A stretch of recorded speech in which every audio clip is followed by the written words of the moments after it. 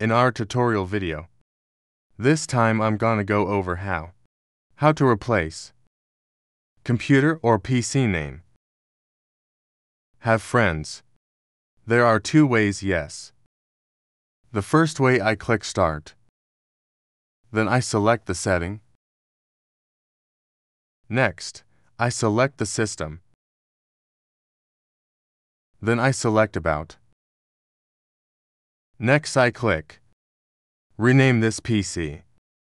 Well, here I change, for example, the name. OK, like that. My next.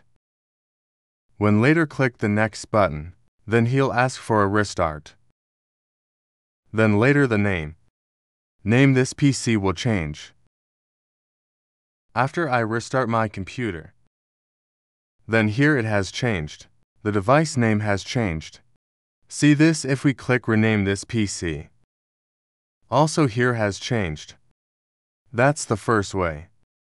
The second way can be typed in this search.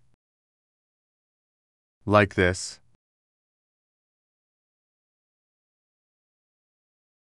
OK, this one we click. Well, it appears like this. Just select Changes. Well, here we can change the name. For example, I changed his name.